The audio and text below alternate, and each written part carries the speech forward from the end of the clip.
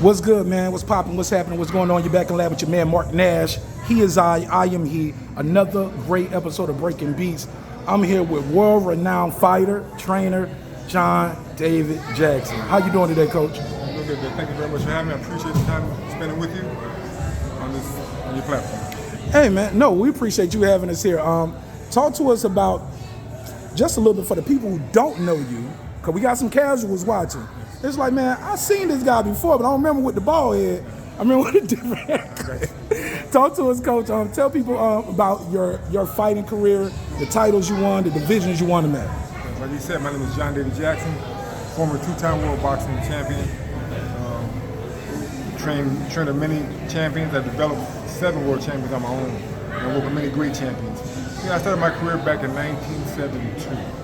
A friend of mine and I, we were going to play basketball. And just by chance, there was a boxing gym. You didn't go to the boxing gym to get to the basketball gym.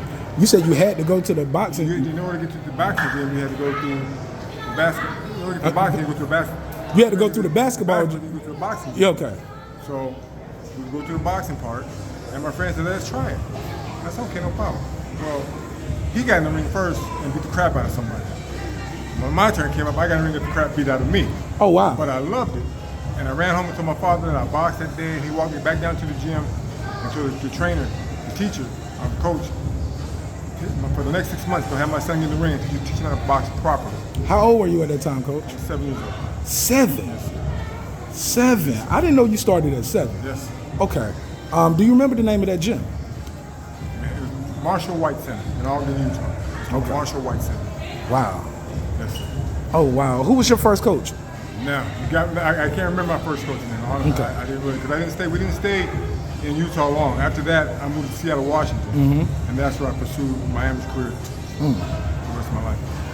How far did you go in the amateurs? Cause Actually, I was rated pretty high. I would have been on the 1984 boxing team, Olympic team. But I turned pro a year before that because I felt like I robbed of a decision.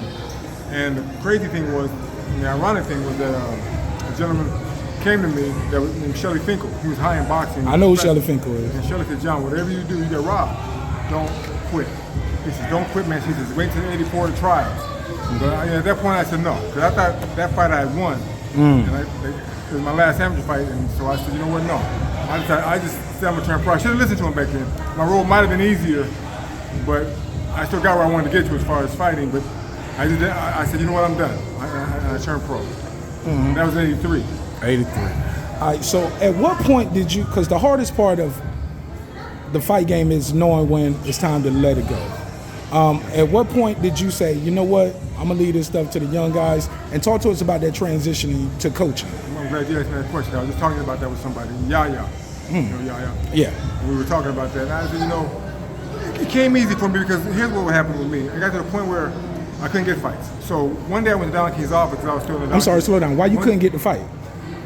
Because my style, I was too good for, they didn't want to fight me. So I went to Don King's office, because I was with Don King at the time. Okay. He wasn't there, but his right-hand female assistant was there. He said, John, I want you to do me a favor. I want you to be quiet. I'll make some phone calls, just listen. She made 6 phone calls, 3 to the middleweight champions and 3 to the super middleweight champions. All 6 turned me down. Either the promoter or the manager. I'm not saying the fighter will fight. Yeah. But there was 6 champions. They all turned me down for one reason or another. But they say because I wasn't with their promotional firm. Right. So when she told me that, she said, that's our problem with you. We can't get you fight. Nobody wants to fight you. I had 6 non-title fights turned down. Non-title. Just a regular fight turned down. So at that point, I said, you know what? I'm through. I walked away from boxing. And here's the crazy part about what you asked me. I would get phone calls every week. 3 or 4, John, we fight over in Europe, we fight over here, for like 20,000, 30,000. I said, no, I'm like, because if I go over there, even if I beat you, I'm going to give a decision. Yeah. And I didn't want to have a record. You got to knock them out just to get a draw. Thank you. You're right about that. And my wife understands it. She said, honey, they offer you 20, 30,000, 40,000, that's no money. I said, when they get through me, that's no money. I said, plus, I'm losing every time I go out, even if I win the fight. And she could, for a while, she couldn't understand it, but once years rolled by and she saw how all these fighters ended up, they can't talk, they can't do much of anything. And she realized I didn't want to be a punching bag, or even if I won the fight, still get beat. Yeah, you get robbed. I'm not going to rob myself of that, of what I've built up and who I am. Because if you look at a guy with a regular 44 and 44, you say to yourself, that's a bum. Because you got beat 44 times. It's tough. Yeah. So I didn't want that to happen to me, and I walked away from it. I retired from boxing in 2001. Now, talk to us about that transitioning to coach. Did you reach out to a fighter like, hey, man, I see something in you? Or was it somebody called you and said, hey, I want you to train me? Or who was the first fighter that gave you that opportunity? Because that is an opportunity. That's a great question that you asked me.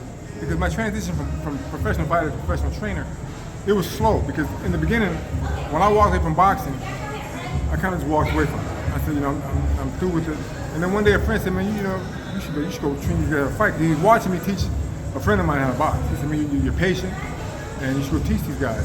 So what happened was, out of the blue, I wasn't training anybody. Sugar Shane Moser gave me a call. I worked in this camp for the first Oscar De La Hoya fight. Okay. And he said, John, will you be my head trainer? And I said to myself, well, your father is your head trainer, but then I realized at that point they must have had a problem and broke up. And so that was my initial forte to become a boxing trainer with Shane Moser. For the second Oscar fight? First, I worked with him for the first Oscar fight. Okay. Second, I got with him when he fought Vargas. Oh, okay. And that was the first fight. I had one fight prior to that with him. And so we had 3 fights together, and then his wife kind of got in between and messed it up. So. We know about that. Okay. Let me ask you this, Coach. When you look at the landscape of boxing, matter of fact, let me rewind a little bit more. You trained Kovalev. Yes. When he was the crusher. Yes. At what point did you pick up in his career, like becoming his coach? Like at what level? Like I'm trying to remember, but I do remember seeing you in the corner when he had all them belts, but I don't know when you picked up on him. Yeah. Sergey Kovalev and I got together at a point where he was having problems just getting trained. Nobody wanted to train him. Why is that? Because did you have to go over there to train him? I found out later on. Well, he moved to Florida. I was living in Florida. Okay. And he moved to Florida and came to train me. The very first day, it's funny that you asked me that question about Kovalev, because the very first day we got together, I cussed him out and walked out to the gym.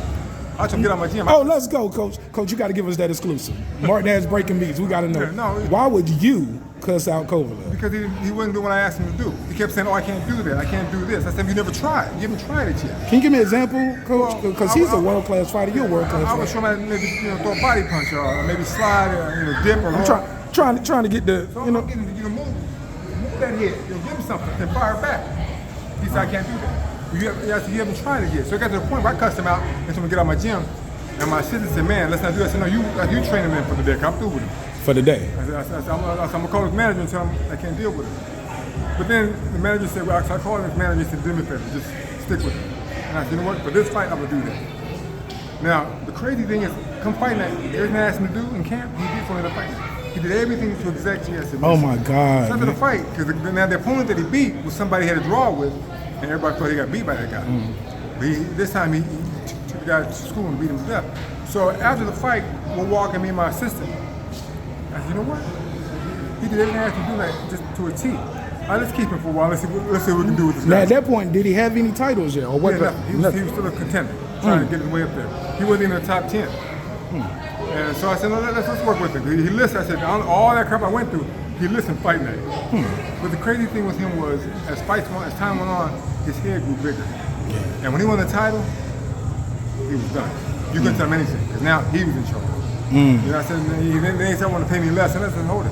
When you made no money, and I got paid, I didn't cry about it. And we did 6-8 weeks of camp. I didn't cry about that, because that's part of the job. Yeah. But now you're making millions, you don't want to pay my 10%? Why is that? Oh my God, we was just talking about that with what we was hearing about happening with Spence and Derek, right? Coach Derek James got you from a pup out the Olympics to a 3-belt unified trainer, and then we hear that you don't want to pay him. How does that work when a guy does, like, how does that even? I'm trying to word the question. Let me see. How's that conversation? Because you do the fight. I mean, and it happened with Coach Bullitt with Rolly too. Because Rolly was like, well, if I didn't pay him the last fight, why would he keep going? Because I was like, maybe he's thinking you're going to give him on the, I'm going to double up on the next one, but you don't want to quit the job because they were short this Friday's paycheck. You don't quit the whole job. But they'll fix you on the next pay. Yeah, they're going to get you right on the next check. So you do know what I'm talking about when I say that. Okay. So how does that work? Did he skip you on one? Was it twice? Or No, well, here's what we did. So one day we met up. We were in both in Miami. We met up. Did you have the strap with you? I'm joking. I would tell you a story about that, but I'm not gonna tell that story. Okay. Off camera, I'll stop the camera. Okay, it's different. Yeah. Okay. But so I went to meet him, and we talked, and he gave me a certain amount. He said he wanted to give me. I said, but that's not the 10% that I deserve. And I said, you know, I'm not gonna fight you on it. I took what he gave me because it was still decent money. What fight was it? It was after not the first one. He won the fight. First defense. I think it was after the second defense. So the third fight, and depending on the side when that started. The first fight? I can't remember. No, the first one we were okay, but he was crying about it then. But we finally met up and they said, this is what I want to pay you. Okay. So I said, okay. So I took what I said, no problem. But here's what I'm gonna do. So I went to go main events, his promoter, and his manager at the time. I said, here, what you guys gonna do for me? You're gonna cover that 10% he's not giving me. So he gave me about 60%. So they gave me another 40. They would give me 20. And so I got my 10%. Okay. I got my 100% altogether. Of your 10, the 100% of the 10. Okay. And so he didn't even know that. I went to them, and they said, no problem, we'll take care of you on that end. You know, so he thought he was giving me my what he wanted to give me. He didn't realize I got my other part from them, which was cool, but I'll never have to do that for me. How long did that last though? Or did y'all ever figure that out, or did you keep that relationship going where he kept doing that and they covered it? No, they covered it. Okay, you think you're winning, but you're not. I got mine from them, so I didn't care. Y'all never had that conversation, even today? Well, no, for what? He might hear somewhere through your platform, but no, he never knew because you don't want to. You want to pay me? It's none of your business what they give you. That's my business between I and them. But you think you're winning because you give me, that percentage. Cool. So they're gonna give me the rest. It's funny you say that because I remember. I told you I've been following you for decades. The Ward fight, the second fight, it was it got a little chippy between the two coaches and the teams at times, and they were saying you wanted to go over there and work with Ward. But what they don't tell you is I'm not trying to cut you off. No, go ahead, Coach. They approached me first. They approached me. I would have never done that. They approached me. But I turned it down because it wasn't the right thing to do with this clown I was with. Manager, the fighter, who? No, actually, see, now here's the crazy part about this. Different people on their team would say they were there. Only person was me and the lawyer. And it wasn't a public meeting. We met on the phone. And he offered me the deal. He said, but please don't tell anybody. But man, your team went and told everybody. Yeah, and they made it seem like you was jumping the shit. Like I'm the one. It wasn't me. I didn't reach out. They reached out to me. They said, would you help us? And I said, what can you pay me? By this time I was tired of him. Yeah. The first fight to me he won the fight. But he didn't do what he was supposed to do to win the fight completely. And I knew the second fight he wasn't training at all. Really? He brought a friend in. And he said, Coach, just don't do anything. Let him teach you. That was the guy who was a Russian guy. Was he Russian? Yeah. They spoke a different language though. I said, okay. Listen, I'm getting my 10% regardless of what happens here. Yeah. Because you're gonna cover my end, you're gonna cover the end. You want me to teach you? I'm cool with that. As long as I get paid, I don't care what happens. Do you feel like that was the writing on the wall? When did you start seeing the writing on the wall? Like, hey, this guy isn't what he used to be. After the first, believe it or not, when he won the title, the first Simple defense, as that. The first defense, he was a totally different person. It was all about I, not we. I did this, I did that. I told him, what about your promoter? I did that. What about your manager? I did that. I said, none of us helped you out. You did all this on your own. Yeah, I'm the reason why I'm here. I said, okay. I said, what about God? What about the Lord? Did he help you out? You know, he shut me. Yeah, he did not do that. So, but no one helped him at that point. He was in charge. He did everything. How often does that happen? I know it happens a lot. How often have you seen it with fighters you work with? Like man, I work with this fighter and he just got a big head after that. That was the only one. Oh, right. That was the only one. Everybody's pretty cool. Like I said, when we're on camera, I'll tell you something else to help y'all understand why. I need to get you on the show for a long-form interview, man, because I know this is on the fly. I definitely got to get you on the show for a long-form interview. Because, man, you are a great man. You like one of the best to ever do this thing, man.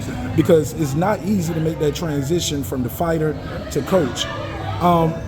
Tell me something that you see. I always use this expression you see the game different from the coach's chair sometimes than actually being on the field or in the ring or on the court. No matter what sport you're playing, sometimes you see the game different. What's one of the biggest things you notice and that you see different as a coach versus a fighter, and how do you help fighters with that? Well, today's fighters, unfortunately, they're not taught by real teachers of boxing. They might get a guy off the streets and never really fight in life, but look, He hold mitts good though. He look cute. He look cute on the mitts. I want that guy. Yeah. But he can't teach you anything. Yeah. He can make you look good, but when it gets in deep water, what's he gonna do for you? He can't swim himself. How you gonna help you? How you gonna save you? You know, I'm glad you asked me that question because years ago, my trainer Georgie Benton, one day out of the blue, he said, all-time great, by the way. Thank you very much. One day at the blue, he said, John, you're going to be a great trainer. I was like, trainer? I ain't trained this fighter. They're hard-headed. You know, they're crazy. He said, no, trust me. You make a great trainer because you have patience. You have understanding. You understand this game. When you and I talk, he said, man, you teach me a little bit about this game and certain things that happen.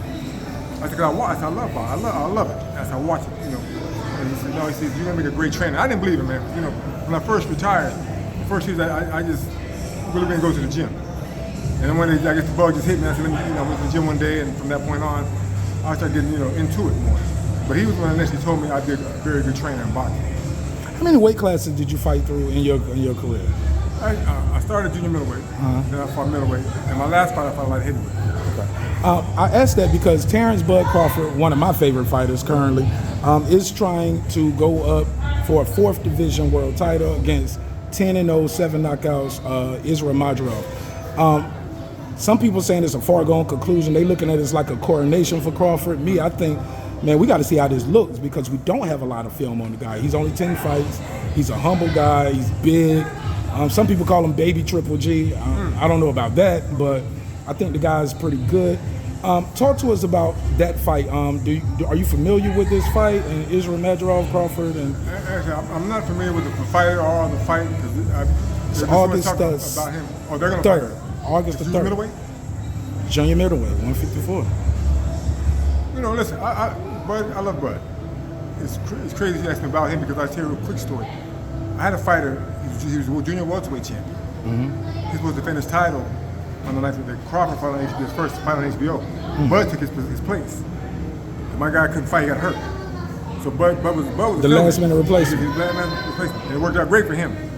So when I watched the fight, is that the fight he fought Prescott? Was it? I think it's the very first he fight had to come up because they told him to fight up a weight. Yeah. But he fought at 35, but he fought at 40, right? Came for up, that fight. Exactly. My guy just for fought that fight. 140, yeah.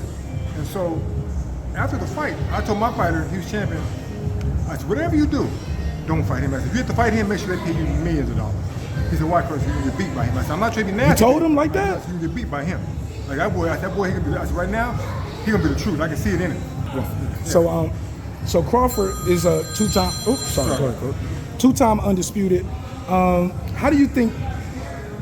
Do you think he can go up to 154? Some people saying he can beat Canelo. Based off what you're saying with his skill set, do you think he can beat Canelo, or is that an interesting fight, or should Canelo be fighting Benavidez?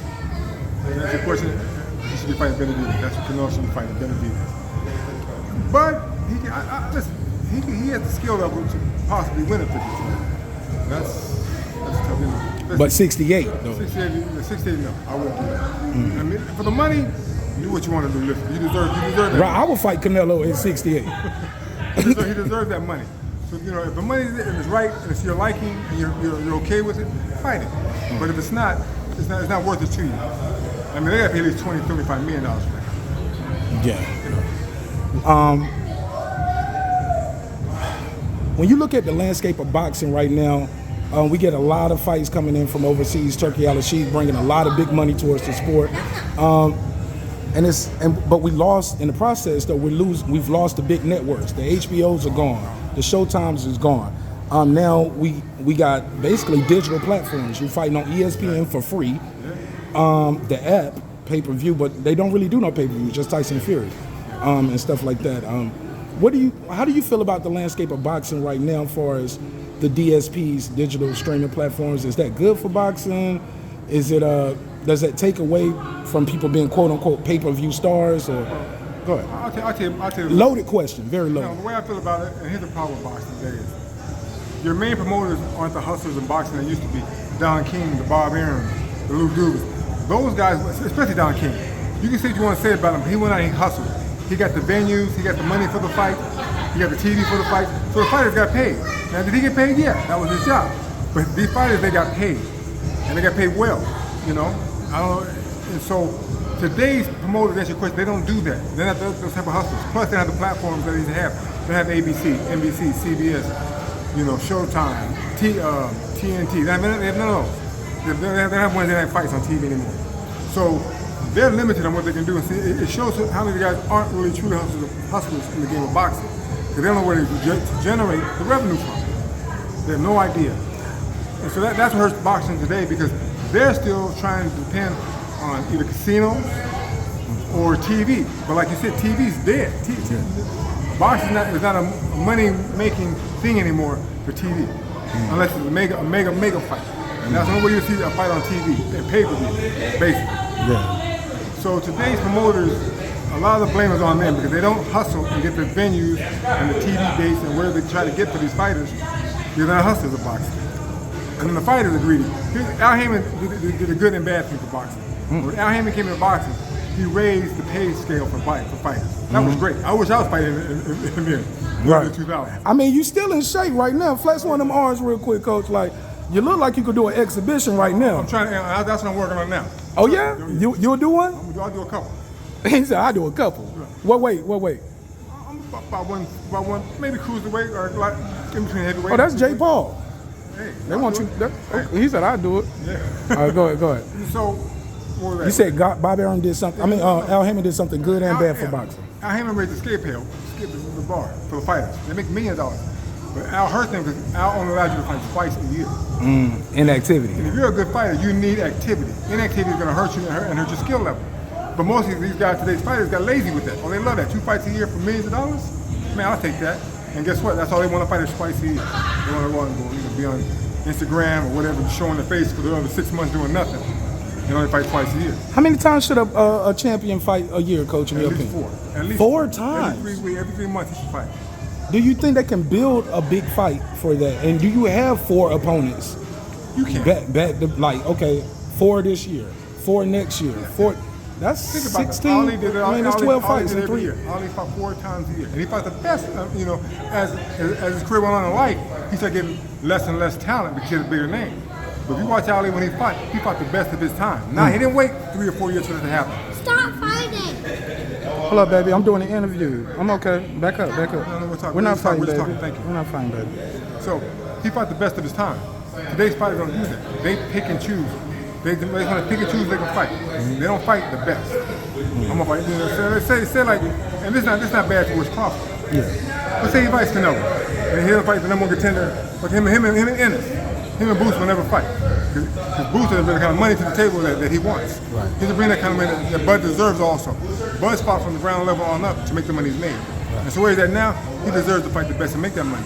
So Boots doesn't represent the money to him that he wants. And I don't blame him. He did a great fight. But if he can't give me the money I want, why fight him? I might lose. I'm not saying he would beat, but I'm saying that's just a generalization. You can't. Did you see Boots last fight? I like him. Good fighter, man. He does a lot of things that other people don't do. Smart. Probably should fight. Back in Philly, I lived in Philly when I first turned pro. Oh yeah. And so I knew all those guys back then. Bosey's solid, man. He was one of the first people like that I ever interviewed early on, years back. Good brother. One of the first ones. What did you see in that fight about Boots? Some people told me he looked vulnerable against a guy like David Evanesian coming off 2 weeks' notice. Got hit with shots he shouldn't have got hit with. And they used that as a benchmark of how he'll do with Crawford. Is that unfair to him? It's unfair to Crawford because you got to think about that. I mean, Boots, because that opponent to him really presented any danger to him, the way he fought. If you look at Boots, he's very intelligent, but he's smart, and he definitely believes in himself. Yeah. So he needs a dangerous fight to really get to that level. Certain fighters reach that level when they fight other fighters. Yes. Like, say you have a non-title fight. Say you're champion, and you have a non-title fight. You're not going to do as much because your title's not on the line. Not on the line. You're getting paid, but you can win the fight. Just make sure you win the fight. But you don't have to worry about your title. It's a non-title. It's a tune-up fight for you. Right. And so what he needs to do, Boots is a hell of a fighter, and Crawford's a hell of a fighter.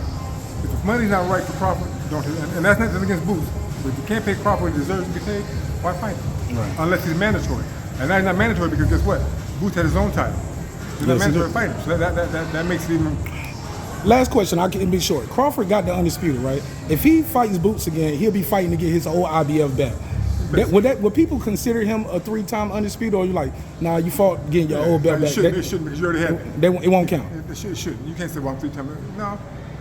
No, you because already, if you already there. but You look already at there. but you're a 2-time champion. You lose or you get your belt back, and like Benavidez got stripped, got the belt back. He's a 2-time champion. He got his old belt back. I don't know. I was just Did he win the ring or they just give it to him? he won it. He won The it. ring? Yeah, he won it. Listen, you can say, okay, I won it back. It's iffy, man. Depending on how you look at it. But it's an asterisk though.